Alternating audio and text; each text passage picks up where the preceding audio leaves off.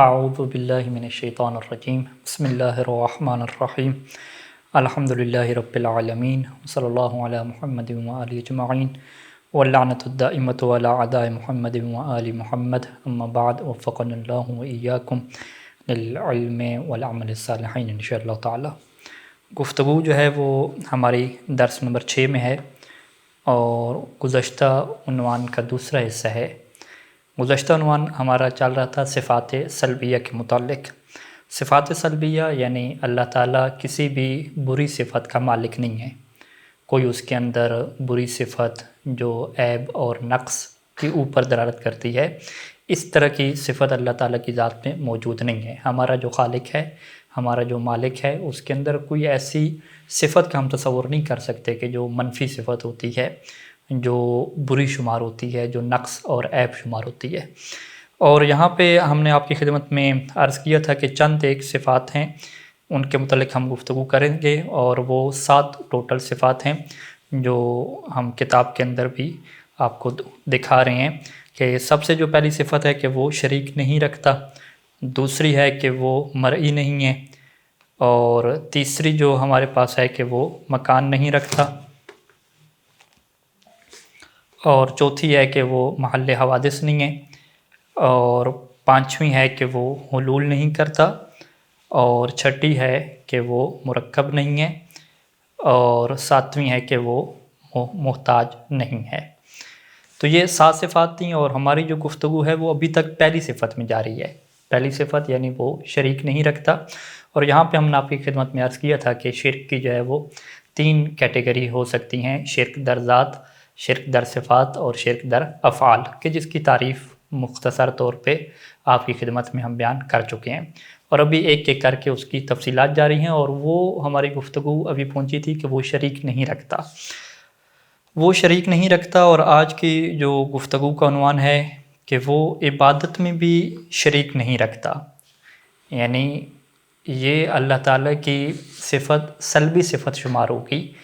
کہ اگر ہم یہ کہیں کہ وہ شریک رکھتا ہے، جس طریقے سے اللہ معبود ہے، کوئی اور ہستی بھی معبود ہے، یوں اگر ہم عقیدہ رکھتے ہیں تو یہ اللہ تعالیٰ کے لیے نقص ہے، اللہ تعالیٰ کے لیے یہ عیب ہے، لہٰذا ہم اس نقص کی اللہ سے نفی کریں گے۔ ہم کہیں گے کہ بس فقط اور فقط پوری کائنات میں جو معبود ہے وہ اللہ تعالیٰ کی ذات ہے، اللہ تعالیٰ کی ذات کے علاوہ کوئی ایسی ذات ہے ہی نہیں کہ جو عبادت کے لائق ہو اور ہم اس کی عبادت کر سکیں۔ اور یہاں پہ سب سے پہلے ہم یہ دیکھتے ہیں کہ عبادت کا مطلب کیا ہے۔ عبادت یہ ہے کہ ہم کسی کے سامنے عاجزی کا اظہار کریں، ہم کہیں کہ ہم بالکل عاجز اور ناتواں ہیں۔ اب یہ جو عاجزی کا اظہار ہوتا ہے یہ سجدہ کر کے بھی ہوتا ہے، اس کی ہر بات مان کے ہوتا ہے، اطاعت کر کے ہوتا ہے، رکوع کر کے ہوتا ہے، اس کی بارگاہ میں انسان کھڑا ہو جائے، یہ بھی عاجزی کا اظہار ہے۔ بہت سارے عجز و خضوع اور اپنی ناتوانی کے، اپنی بے بسی کے اظہار ہوتے ہیں۔ تو عبادت کی تعریف میں پہلا حصہ یہ ہوتا ہے کہ انسان کسی کی تعظیم بجا لے، کسی کے سامنے خود کو عاجز طور پہ پیش کرے، اور دوسرا جو حصہ ہے وہ بڑا اہم ہے کہ انسان اپنے آپ کو عاجز بھی پیش کرے، اور ساتھ ساتھ کیا ہے، اس ہستی کے متعلق یہ سوچ بھی رکھتا ہو کہ یہ جو ہستی ہے یہ میرا جو ہے وہ ہر قسم کی، میری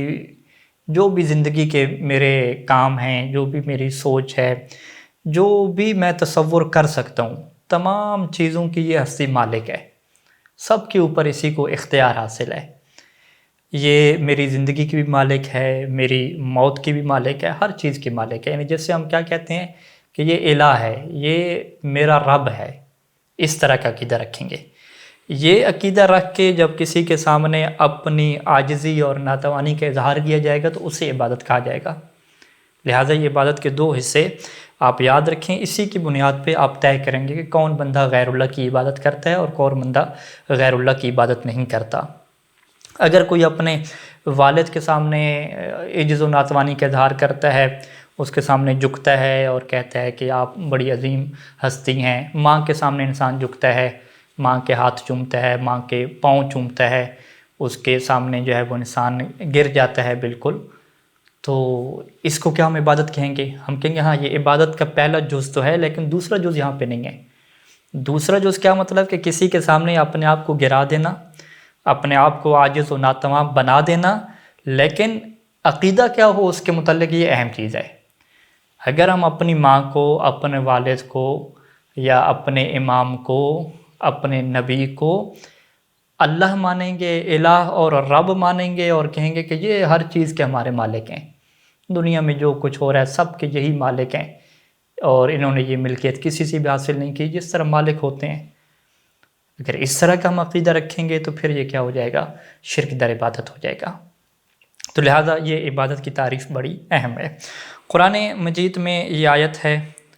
سورہ اعراف کی، کہ جس میں ارشاد ہوتا ہے کہ اعبدوا اللہ ما لکم من الہ غیرہ،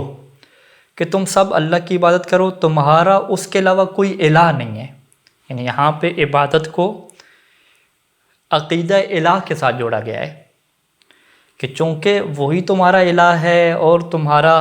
عقیدہ، تمہارا تصور، تمہاری سوچ، تمہارا کنسیپٹ یہی ہے کہ یہی میرا الہ ہے، تو پھر تم نے اسی کی عبادت کرنی ہے۔ اگر اس کے علاوہ کوئی اور الہ ہو، اگر اس کے علاوہ کوئی اور رب ہو، تو پھر تم اس کی عبادت کرو گے۔ تو لہٰذا عبادت کو الہ کے عقیدے کے ساتھ اس آیت نے جوڑ دیا۔ تو پس ہم کیا کہیں گے کہ عبادت کا مطلب کیا ہے؟ کہ کسی کو الہ سمجھ کے اس کے سامنے جھک جانا، اس کی تعظیم بجا لانا، اس کا احترام کرنا، اس کو عزت دینا، اپنے آپ کو اس کے سامنے کمتر ظاہر کرنا، یہ کیا کہلائے گا؟ عبادت کہلائے گا، کہ جب ہم اس کے الہ اور رب ہونے کا عقیدہ رکھیں گے۔ اگر ہم اس کے رب اور الہ ہونے کا عقیدہ نہیں رکھتے، ویسے کسی کا احترام کرتے ہیں، کسی کے سامنے جھکتے ہیں، تو یہ شرک نہیں کہلائے گا۔ ہاں، وہ اب فقہی طور پہ بحث ہوگی کہ کیا اس طرح کا فعل ثواب رکھتا ہے، ثواب نہیں رکھتا، حرام ہے، حرام نہیں ہے، وہ پھر فقہی بحث ہوگی۔ عقیدتی طور پہ، عقیدے کے اعتبار سے ہم شرک کی دنیا سے باہر نکل جائیں گے۔ اچھا، اس کے بعد قرآن مجید کی ایک اور آیت بھی ہے جس سے ہمیں یہ مزید واضح ہوتا ہے کہ جس کی ہم عبادت کرتے ہیں اسے ہم مالک کل سمجھتے ہیں، ہم ہر قسم کے نفع نقصان کو اسے مالک سمجھتے ہیں، گویا کہ ہم اسے باقاعدہ رب سمجھ رہے ہوتے ہیں، الہ سمجھ رہے ہوتے ہیں۔ قرآن مجید کی یہ آیت ہے کہ سورہ مائدہ کی 76 نمبر آیت، کہ قل اتعبدون من دون اللہ ما لا یملک لکم ضرا ولا نفع، کہ اے رسول ان سے کہہ دیجئے کہ کیا تم اللہ کے علاوہ کسی کی عبادت کرتے ہو، اس کی عبادت کرتے ہو کہ ما لا یملک لکم ضرا ولا نفع، کہ جو تمہارے کسی قسم کے نفع نقصان کا مالک ہی نہیں ہے، جو نفع نقصان کا مالک ہی نہیں ہے۔ نفع نقصان کا حقیقی مالک کون ہے؟ اللہ تعالیٰ کی ذات ہے۔ حتیٰ کہ جو فرشتے ہیں، جو جن ہیں، یہ بھی نفع نقصان کے خود تو مالک نہیں ہیں، اللہ نے ان کو طاقت دی ہے، تو تب یہ ہمیں فائدہ پہنچا سکتے ہیں، تب یہ کسی کو نقصان پہنچانا چاہیں تو نقصان پہنچا سکتے ہیں۔ انسان بھی ایسے، انسان بھی یہ کہہ دیتا ہے کہ میں نفع نقصان کا مالک ہوں، وہ مالک ہوتا نہیں ہے، وہ حتیٰ کہ اپنی طاقت بھی مالک نہیں ہے۔ نفع نقصان کا جو مالک ہے وہ فقط ایک ہی ذات ہے، وہی ذات سب کو عطا کرتی ہے، تو پھر اگلے کہہ دیتے ہیں کہ جی ہم بھی مالک بن گئے، حالانکہ وہ حقیقی مالک نہیں ہے۔ تو قرآن مجید کی آیت یہ بیان کر رہی ہے کہ تم اس کی عبادت کرتے ہو کہ جو نفع نقصان کا مالک ہی نہیں ہے۔ وہ الگ بات ہے، خود کو وہ سمجھتا رہے نفع نقصان کا مالک، لیکن مالک نہیں ہے حقیقی طور پہ۔ تو لہٰذا قرآن نے یہاں پہ عبادت کو جوڑا کہ جس کی تم عبادت کرو گے اس کے اندر یہ صلاحیت ہونی چاہیے کہ وہ نفع نقصان کی مالک ہو۔ تو لہٰذا اگر ہم کسی ہستی کا احترام کرتے ہیں، اس کی تعظیم بجا لیتے ہیں، اور ہم یہ کہتے ہیں کہ حقیقی طور پہ نفع نقصان کا مالک اللہ تعالیٰ کی ذات ہے، ہاں اللہ نے اس کو عطا کیا ہے، تو اب عارضی طور پہ اس کے پاس کوئی چیزیں موجود ہیں، لہٰذا ہم اس کا احترام کر رہے ہیں کہ ہو سکتا ہے یہ ہمیں عطا کر دے، تو اس کا مطلب کیا ہے کہ یہ عبادت نہیں کہلائے گا، یہ تعظیم کہلائے گی، خوش آمد کہلائے گی، جو بھی آپ چیز کہہ دیں، کم از کم آپ سے عبادت نہیں کہہ سکتے، کیونکہ ہم اس کو نفع نقصان کا مالک حقیقی نہیں سمجھ رہے۔ نفع نقصان کا مالک فقط اور فقط اللہ تعالیٰ کی ذات ہے، اس کے علاوہ کوئی نفع نقصان کا مالک نہیں ہے، وہ جس کو چاہے نفع نقصان کا مالک بنائے، اور جب چاہے اس سے یہ قدرت اور صلاحیت واپس لے لے۔ تو لہذا عقیدہ توحید میں ہم توحید در عبادت کی جب بات کریں گے تو توحید در عبادت تبھی کہلائے گا کہ جب ہم یہ عقیدہ رکھیں گے کہ بس جھکنا اور احترام اسی کا ہم کریں گے جس کو ہم خالق سمجھیں گے، جس کو ہم مالک سمجھیں گے، جس کو ہم رب سمجھیں گے، جس کو ہم نفع نقصان کا مالک سمجھیں گے، ہم اسی کی خاطر جھکیں گے تو اس کا مطلب کیا ہے کہ ہم عبادت فقط اسی کے لیے خاص قرار دے رہے ہیں، اور ساتھ ہم کیا کہہ رہے ہیں کہ ہاں کچھ اور ہستیاں بھی ہیں، ہم ان کا بھی احترام کریں گے، ان کے سامنے بھی ہم اپنے آپ کو کم تر پیش کریں گے، لیکن ان ہستیوں کو کبھی بھی ہم الہ نہیں سمجھیں گے، کبھی بھی ہم ان کو اللہ نہیں سمجھیں گے، کبھی بھی ہم ان کو رب نہیں سمجھیں گے، تو لہٰذا یہ عبادت نہیں ہوگی، یہ تعظیم بجا لانا ہوگا۔ تو عبادت اور تعظیم میں یہ فرق انشاءاللہ آپ کے لیے واضح ہو گیا ہوگا۔ تو اس کے بعد درس میں جو ہے وہ ایک اور چیز ہے کہ جس کے اندر یہ آیت دی گئی ہے سورہ انعام کی 78 نمبر آیت کہ اننی بری مما تشرکون، کہ جو تم شرک کرتے ہو میں اس سے بری ہوں، میرا اس سے کوئی لینا دینا نہیں ہے۔ تو یہ آیت اس بات کا اظہار کرتی ہے کہ انسان جب خالق کی ذات کو اپنا مالک سمجھ لیتا ہے نا، کہ دنیا میں اگر مجھے کوئی نقصان پہنچا سکتا ہے اور اس کا کوئی حقیقی مالک ہے تو وہ اللہ تعالیٰ کی ذات ہے، مجھے اگر کوئی ذات فائدہ دے سکتی ہے اور اس کی حقیقی طور پہ کوئی مالک ہے تو وہ اللہ تعالیٰ کی ذات ہے، جب انسان کے دل میں یہ عقیدہ پختہ ہو جاتا ہے تو پھر انسان ان چیزوں سے برات اختیار کر لیتا ہے کہ جو لوگ کر رہے ہیں۔ لوگ اگر کسی کی تعظیم بجا لا رہے ہیں، کسی کے سامنے جھک رہے ہیں اور وہ یہ سمجھتے ہیں کہ یہ ہمیں فائدہ دے گا، یہ ہمیں نقصان دے گا، تو انسان کہتا ہے کہ نہیں، میں اب تمہاری سوچ سے نکل گیا ہوں، اب میری جو سوچ ہے، میرا جو عقیدہ ہے وہ بہت بلند ہو گیا ہے۔ یہ جن چیزوں کی تم عبادت بجا لا رہے ہو، جن کو تم سمجھتے ہو کہ ہم عبادت اس کی کریں گے، جیسے مشرکین ہیں، وہ یہ سمجھتے ہیں کہ ہم ان مورتیوں کی اگر پوجا کریں گے تو یہ مورتیاں اللہ کے نزدیک ہمیں فائدہ پہنچا دیں گی، تو وہ کہیں گے نہیں، یہ کوئی فائدہ نہیں پہنچا سکتے، اللہ تعالیٰ کی ذات ہے وہ فائدہ پہنچائے گی، اور اللہ جو مجھے عطا کرے گی یا اللہ جن ہستیوں کو جو عطا کرے گی، اگر مجھے حکم دے گی کہ ان ہستیوں کی میں تعظیم کروں تو میں ان کی تعظیم کروں گا، اور یہ در حقیقت اللہ کی ہی اطاعت ہوگی، میں اللہ کی اطاعت کر رہا ہوں۔ اچھا، یہ ہماری گفتگو مکمل ہوئی توحید در عبادت میں، اور شرک در عبادت کو ہم نے آپ کے سامنے واضح کیا۔ اس کے بعد اگلا عنوان ہے کہ ربوبیت میں بھی کوئی اس کا شریک نہیں ہے۔ یہ سارے جو ہے وہ شرک در افعال کی ہماری بحث جاری ہے۔ ربوبیت میں کوئی اس کا شریک نہیں ہے۔ رب کا مطلب کیا ہوتا ہے؟ رب کسے کہتے ہیں؟ رب کا مطلب کیا ہے کہ جو چیزوں کا انتظام کرتا ہے، جس نے ایک نظام بنایا، ایک سیٹ اپ بنایا، ایک سسٹم بنایا۔ تو یہ سسٹم بنایا ہے کہ سورج کب طلوع ہوگا، سورج کب غروب ہوگا، ایک جو نیچر کا نظام ہے یہ کیسے چلے گا، کس طریقے سے افزائش نسل ہوگی، کس طریقے سے ایک چیز سے دوسری چیز جنم لے گی، کون سی چیز کاز بنے گی، کون سی چیز ایفیکٹس میں آئے گی، یہ سارے کا سارا جو سیٹ اپ بنایا گیا، یہ جو سارے کا سارا نظام چل رہا ہے، نظام بنایا گیا ہے، اس نظام کے بنانے والے کو کیا کہا جاتا ہے؟ رب کہا جاتا ہے۔ اور عربی میں اس کا دوسرا لفظ ہے مدبر۔ تدبیر یعنی انتظام کرنا، کسی چیز کو مینیج کرنا، مینیجر جسے ہم کہتے ہیں۔ تو مدبر کہیں، رب کہیں، یا انگلش میں جو مینیجر ہے یا مدیر ہے، اردو میں بولا جاتا ہے، فارسی میں بولا جاتا ہے، تو سب کا ایک ہی مطلب ہے۔ رب یعنی انتظام کرنے والا، جو چیزوں کا انتظام کر رہے ہیں۔ بعض کا اردو میں اس کا معنی کر دیتے ہیں پالنے والا۔ تو پالنے والے سے یعنی وہ یہی بتلا رہے ہوتے ہیں کہ جو نظام چلا رہا ہے، جس نے ایک نظام بنایا ہے کہ کون سی چیزیں کیسے پلیں گی، کیسے چیزیں بڑی ہوں گی، کیا اس کے اندر افزائش کا نظام اور سیٹ اپ رکھے گا، تو اس کو ہم رب کہہ دیتے ہیں۔ اب ہم جو ہے وہ کیا عقیدہ رکھتے ہیں کہ دنیا میں ایسا نہیں ہے کہ اللہ تعالیٰ نے جو ہے وہ فقط جو ہے وہ سورج اور چاند کا نظام بنایا ہو، سورج چاند کے نظام کے علاوہ باقی جو بارش کا جو نظام ہے یا دیگر جو ستاروں کا نظام ہے، سیٹ اپ ہے، وہ کسی اور ہستی نے بنایا ہو، یا اللہ کے ساتھ کوئی اور ہستیاں شریک ہوں جو اللہ کی مدد کر رہی ہوں کہ وہ انسانوں کے اس سیٹ اپ کو آگے لے کے چلیں گی، اور اللہ نے وہ سیٹ اپ نہ بنایا ہو۔ اس طرح کا اگر ہم عقیدہ رکھیں گے تو یہ شرک در ربوبیت ہے۔ یعنی ہم یہ کہنا چاہ رہے ہیں کہ پوری دنیا کا جو نظام ہے وہ فقط اللہ نہیں چلا رہا، بس اللہ تو ایک سورج چلانے والا اللہ الگ ہو گیا، ستاروں کا نظام چلانے والا الگ ہو گیا، جو انسانوں کے آپس میں سیٹ اپ اور نظام چل رہے ہیں، افزائش کے حوالے سے، جو رزق کے حوالے سے معاملات چل رہے ہیں، اس کو کوئی ہینڈل کرنے والا کوئی اور ہے، تو یہ کیا ہو جائے گا؟ شرک در ربوبیت ہو جائے گا۔ یعنی ہم بہت سارے رب مان رہے ہیں، یعنی بہت سارے مینیجر ہم مان رہے ہیں کہ کائنات کو منظم کرنے والی بہت ساری ہستیاں ہیں۔ قرآن مجید کی یہ آیت ہے سورہ انعام کی 164 نمبر آیت کہ جس میں ارشاد ہوتا ہے کہ قل اغیر اللہ ابغی ربہ وہو رب کل شیء، کہ کہہ دو کہ کیا میں اللہ کے علاوہ کسی کو رب کے طور پہ تلاش کر لوں جبکہ وہ ہر چیز کا رب ہے۔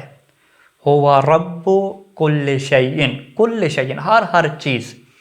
یعنی جو چھوٹے سے چھوٹا آپ کو نظام بھی نظر آئے گا نا، ایک آپ کو سسٹم نظر آئے گا، اس کو بنانے والا بھی، اس کو مینج کرنے والا بھی وہی اللہ تعالیٰ کی ذات ہے۔ ہوا رب کل شیء، کل شیء، کل شیء ہر چیز، ایک چیز بھی، ایک پتا بھی ایسا نہیں ہے کہ جو آپ کہیں کہ وہ اللہ کی مرضی کے بغیر، اللہ کے ارادے کے بغیر، اللہ کے سسٹم کے بغیر وہ حرکت کر سکتے ہو، ایسا نہیں ہے۔ درخت کا ایک پتا بھی اگر گرتا ہے تو وہ بھی اللہ کے انتظامات کا ایک حصہ ہے جو اللہ نے نظام بنایا ہے۔ تو یہ ہمارا عقیدہ ہے کہ ربوبیت میں بھی کوئی اس کا شریک نہیں ہے، یعنی کائنات کا انتظام، کائنات کا نظم و ضبط، اور جو بھی آپ سوچ سکتے ہیں، ہر چیز کا رب، ہر چیز کا مینج کرنے والا، ہر چیز کا تدبیر کرنے والا وہ ایک ہی ہے جو ہمارا خالق ہے، جو ہمارا مالک ہے۔ قرآن مجید کے اندر ایک اور چیز بیان کی گئی کہ جب آپ یہ قبول کر لیتے ہیں کہ ہر چیز کے اوپر اسی کا اختیار ہے، جو بھی نظام چل رہا ہے، جو بھی چیزیں چل رہی ہیں، اس کا رب وہی ایک ہے، تو پھر آپ اس کی حاکمیت کا عقیدہ اپناتے ہیں۔ حاکمیت کا مطلب کہ اب میں اسی کی بات مانوں گا بس، کیونکہ جب مجھے پتہ ہے کہ میرے جسم کے اندر جو افزائش ہو رہی ہے، دنیا کے اندر جو بھی سسٹم چل رہا ہے، ایک تو وہ خالق بھی ہے، بنایا بھی اسی نے ہے، بنانے کے بعد اسے مینج بھی وہی کر رہا ہے، وہی چلا رہا ہے، سارا دخل اسی کا ہے۔ پھر آپ کہتے ہیں کہ اب وہی میرا حاکم ہے، میں اسی کی اطاعت کروں گا، جیسا وہ حکم دے گا میں بھی اسی کے مطابق حکم لگاؤں گا۔ یہ وہ مرحلہ ہے کہ اسے ہم کیا کہتے ہیں؟ توحید حاکمیت کہتے ہیں، کہ میں یہ اب نہیں کہوں گا کہ اب دنیا میں جو ہے وہ حکومت کسی اور کی چلے گی، نہیں، میں کہوں گا حکومت بس اللہ کی چلے گی۔ اللہ کہے گا کہ تم اس کو حاکم مان لو تو میں اسے حاکم مانوں گا، اللہ کہے گا کہ اس کو حاکم نہیں ماننا تو میں اسے اپنا حاکم اور سردار نہیں مانوں گا۔ یعنی یہ نہیں ہے کہ جو ہے وہ نظام پوری دنیا کا اللہ چلا رہا ہو اور پھر ہم خود جو ہے وہ اپنی طرف سے کسی بندے کو معین کریں اور ہم کہیں کہ یہ ہمارا بڑا حاکم ہو جائے گا، رہبر ہو جائے گا، ہم اسی کی جو ہے وہ اطاعت کریں گے۔ ایسا نہیں ہے، اللہ تعالیٰ کی ذات ہی طے کرے گی کہ کون آپ کا حاکم ہوگا، کیونکہ اصل حاکم تو وہی ہے۔ تو جو مشرکین عرب کی جو مشکل تھی کہ وہ قرآن مجید کی آیات یہ بتلاتی ہیں کہ وہ اس بات کو مان لیتے تھے کہ پوری دنیا کا جو سیٹ اپ اور نظام ہے وہ اللہ تعالیٰ کی ذات چلا رہی ہے، لیکن اس کے بعد اب وہ اطاعت کے مرحلے میں ہے نا، اب وہ اللہ کی اطاعت کریں۔ ہاں، اس کے بعد وہ اللہ کی اطاعت نہیں کرتے تھے، اب وہ اپنی طرح سے جناب علی بت بنانا شروع کر دیں گے اور یہ رکھیں گے یہ جی ہماری شفاعت کر دیں گے، یہ ہمیں اللہ کے قریب کر دیں گے۔ یعنی کیا مطلب کہ اللہ کی حاکمیت سے نکل گئے، اب حکم بھی ویسے لگائیں جیسا اللہ تعالیٰ کہہ رہا ہے نا، ویسا وہ نہیں کرتے تھے۔ قرآن مجید نے اس چیز کو بیان کیا سورہ مائدہ کی 44 نمبر آیت میں کہ وَمَن لَمْ يَحْكُمْ بِمَا أَنزَلَ اللَّهُ فَأُولَٰئِكَ هُمُ الْكَافِرُونَ، کہ کفر کے لیے یہی بات کافی ہے کہ جو بندہ اللہ کی نازل کردہ کتاب کے مطابق، اللہ کے نازل کردہ حکم کے مطابق اگر وہ فیصلہ نہیں کرتا، اس کے مطابق وہ حکم نہیں لگاتا، تو یہ بندہ کافر ہے، یہ بندہ کافر ہے۔ فَأُولَٰئِكَ هُمُ الْكَافِرُونَ، یہی لوگ تو کافر ہیں۔ قل، اسی طریقے سے سورہ المؤمنون میں یہ ارشاد ہوا کہ قل من رب السماوات والسبع ورب العرش العظیم سیقولون للہ، کہ قل اے حبیب ان سے یہ سوال کریں، پوچھیں کہ من رب السماوات ہے، کہ یہ آسمان و زمین کا رب کون ہے، ان کو چلانے والا، ان کا نظام سنبھالنے والا کون ہے، یہ جو اتنا بڑا عرش ہے اس کا رب کون ہے۔ سیقولون للہ، وہ کہیں گے یہ جو ربوبیت ہے نا، یہ جو انتظامات ہیں سارے اللہ کے لیے ہیں، اللہ ہی رب ہے۔ یعنی وہ اللہ کو رب مانتے تھے، لیکن اللہ کو رب ماننے کے بعد جب یہ بات آتی تھی کہ اب اللہ کے فیصلے کے مطابق چلو نا، جب اللہ نے یہ فیصلہ کر دیا ہے کہ یہ بت تمہاری شفاعت نہیں کریں گے، یہ جو ہستیاں جن کو تم پوجا کر رہے ہو ان کے پاس نفع پہنچانے کا، فائدہ پہنچانے کا اختیار اللہ نے ان کو نہیں دیا، یہ اس کے مالک ہی نہیں، اللہ نے ان کو مالک ہی نہیں بنایا۔ جب یہ اللہ کے فیصلے ہیں تم اللہ کے فیصلے کیوں نہیں مانتے؟ تو لہٰذا ربوبیت کے بعد جو مشکل پیش ان کی آ گئی کہ وہ توحید حاکمیت میں جو ہے وہ انکار کر بیٹھے، اب وہ اللہ کو حاکم نہیں مانتے، اللہ کے فیصلوں کے مطابق نہیں چل رہے، ڈٹ گئے۔ اللہ کے رسول بتلاتے رہے کہ یہ چیز غلط ہے، اللہ اس چیز سے منع کر رہا ہے، تمہیں شعور دے رہا ہے، وہ کہتے ہیں نہیں اللہ منع کرتا رہے ہم پھر بھی کریں گے۔ یہ وہ سرکشی کی منزل ہے کہ جسے ہم یہ کہتے ہیں کہ انسان جو ہے وہ خود سر ہو جاتا ہے، وہ اپنے فیصلے خود کرنے لگ جاتا ہے، وہ کہے گا نہیں میں پلان کروں گا، عبادت کیسے کرنی ہے یہ میں طے کروں گا۔ یعنی کیا مطلب ہے؟ اللہ کی حاکمیت کدھر گئی؟ جب یہ مان رہے ہو کہ سارے انتظامات اللہ چلا رہا ہے تو پھر اللہ ہی کا حکم چلے گا۔ اگر وہ تمہیں کہہ رہا ہے کہ اس چیز کی عبادت کرنی ہے تو کرو گے، اس کو شفیع اپنا بنانا ہے، شفاعت اس سے طلب کرنی ہے تو شفاعت طلب کرو گے، اس کو مددگار بنانا ہے تو اسی کو تم مددگار بناؤ گے۔ جب اللہ نے ان بتوں کو شفیع نہیں بنایا، جب اللہ نے ان بتوں کو نفع نقصان کا مالک نہیں بنایا، جب اللہ نے جو ہے وہ ان کے لیے عبادت کا تمہیں حکم نہیں دیا بلکہ منع کر دیا کہ ان کی خاطر تم نے تعظیم تک نہیں کرنی، لیکن وہ کہتے ہیں نہیں ہم حاکمیت اپنی مرضی سے طے کریں گے، تو یہ شرک در حاکمیت ہے، اسی کے وہ قائل ہو رہے تھے۔ تو لہذا ربوبیت کا عملی تقاضا کیا ہے؟ عملی تقاضا یہ ہے کہ انسان اپنے اوپر فقط اسی کے حکم کو لاگو سمجھے، نہ فقط اپنے اوپر اس کے حکم کو لاگو سمجھے بلکہ جو اپنے دل کی کیفیت ہے، جو دل کی محبت ہے، وہ بھی اسی کے ساتھ خالص قرار دے۔ اس وجہ سے کتاب کے اندر ایک عنوان باندھا گیا، 6 نمبر جو ہے کہ محبت اور ولایت میں بھی کوئی شریک نہیں ہوگا، کہ میں اللہ سے محبت کروں گا، اور قرآن مجید کی آیت کیا ہے سورہ بقرہ میں وَالَّذِينَ آمَنُوا أَشَدُّ حُبًّا لِلَّهِ، کہ جو صاحبان ایمان ہوتے ہیں یہ اللہ سے بڑی شدید محبت رکھنے والے ہوتے ہیں۔ لہٰذا میرے دل کے اندر جو ہستی قریب ہوگی کہ جس کی محبت پہ ساری محبتیں قربان، وہ فقط میرا خالق ہے، میرا مالک ہے، اسی کی محبت ہے۔ اب جو اہل بیت علیہ السلام کی محبت ہے اور دیگر ہستیوں کی محبت ہے، وہ بھی اللہ کی محبت کی وجہ سے محبت ہے۔ یعنی چونکہ اللہ نے حکم دیا کہ یہ تمہارے ولی ہیں، تم نے ان سے محبت رکھنی ہے، تو ہم اللہ کی وجہ سے ان ہستیوں سے کیا محبت کر رہے ہیں۔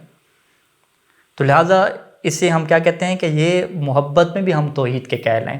ولایت میں بھی ہم توحید کے قائل ہیں، کہ ہم اللہ کی ولایت کے تحت چلیں گے، اللہ کی محبت کے تحت چلیں گے، اللہ کی حاکمیت کے تحت چلیں گے، پھر اللہ جہاں جہاں ہمیں لے کر جائے گا ہم وہاں وہاں چلتے جائیں گے، اور ہمارا دل بنیادی طور پہ مرکزی طور پہ جو اپنے اندر بسائے گا وہ فقط اور فقط خالق کی محبت ہوگی، خالق کی اطاعت ہوگی، خالق کی ولایت ہوگی، اور اسی ولایت کے تحت جو بھی چیزیں خالق حکم دے گا ہم اسی کی اطاعت کرتے جائیں گے اور سر تسلیم ہم کرتے جائیں گے۔ تو یہ توحید در ربوبیت کا بہت بڑا تقاضا ہے۔ اسی وجہ سے قرآن مجید کی یہ آیت ہے کہ سورہ انعام کی 162 نمبر آیت کہ قل کہہ دیجئے کہ ان صلاتی و نسکی و محیای و مماتی،